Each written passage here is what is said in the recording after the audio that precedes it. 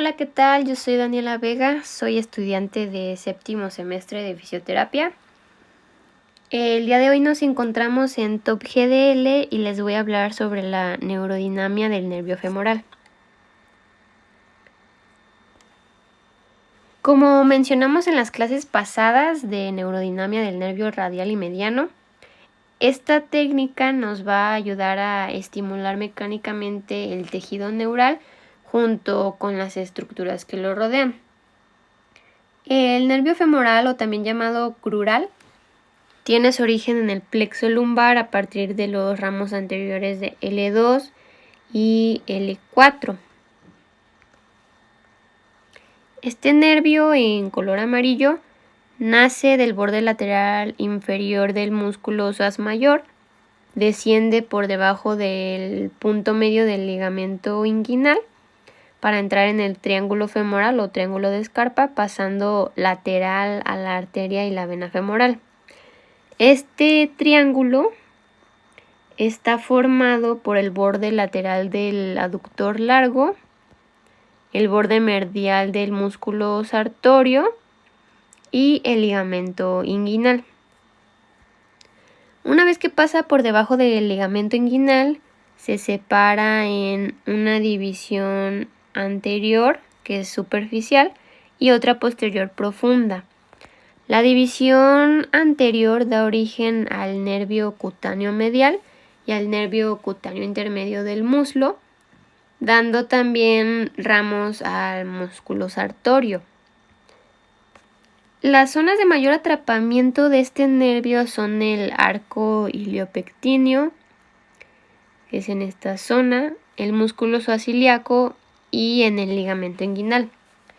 Cuando la lesión se produce en el psoas ilíaco, se puede observar una atrofia en la cara anterior del muslo, también debilidad para la flexión de cadera y la extensión de rodilla, e incluso hipoestesia en estas mismas zonas, junto con disminución del reflejo rotuliano o incluso la ausencia.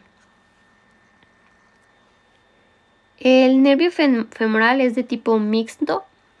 Inerva los músculos flexores de cadera como el psoas ilíaco, el pectíneo, el sartorio y los extensores de rodilla, que es el cuádriceps. E inerva de forma sensitiva la cara anteromedial del muslo y de la pierna. Para valorar al nervio femoral se necesita al paciente boca abajo con la cabeza neutra y el tronco lo más derecho posible para no generar un falso positivo. Se le pide que ponga sus manos en su frente y se le va a realizar una flexión máxima de rodilla. La persona puede referir dolor lumbar o un patrón irradiado en la parte anterior del muslo.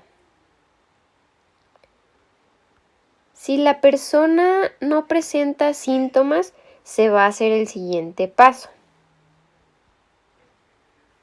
Se va a volver a flexionar, pero se estabiliza la cadera contraria. Si en este caso tampoco se presenta síntomas, se regresa a la flexión y se realiza una presión hacia anterior en el sacro, y manteniendo esa presión se flexiona la rodilla. Esto es para que las raíces nerviosas se desplacen hacia ventral y provoquen mayor irradiación del dolor.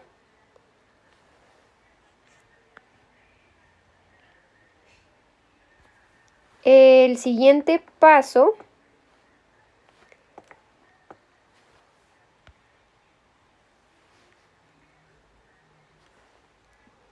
es para hacer una diferenciación estructural. Se le va a pedir una flexión de codos a nivel de los hombros y que haga una flexión de tronco y de cabeza.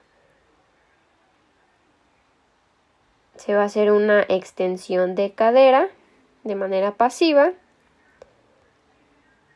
y se va a realizar la flexión de cadera de la misma manera en la que se presentó los síntomas en la prueba pasada. Y que mire hacia el frente. Por ejemplo, si el paciente presentó los síntomas solo en la flexión, que es el primer paso, aquí se hace la extensión de cadera y la flexión sin estabilizar la cadera o presionar el sacro. En este caso, supongamos que el paciente sintió los síntomas hasta que se presionó el sacro, entonces en esta prueba se hace la extensión de cadera y la flexión de rodilla, pero estabilizando el sacro. Si cuando el paciente quita la flexión de la cabeza y se quitan o aumentan los síntomas, la prueba será positiva.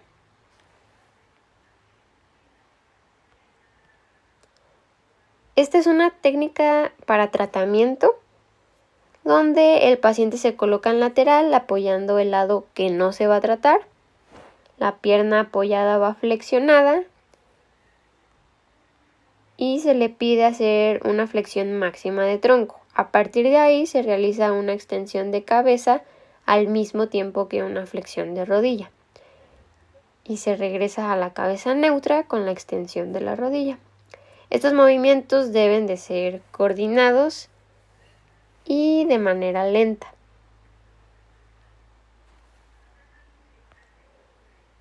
Esta es otra técnica en la que se le pide al paciente estar boca abajo con los codos flexionados a nivel de los hombros y lo que va a realizar es parecido a la pasada. Va a ser una extensión de cabeza al mismo tiempo que una flexión de rodilla y se regresan a la posición inicial.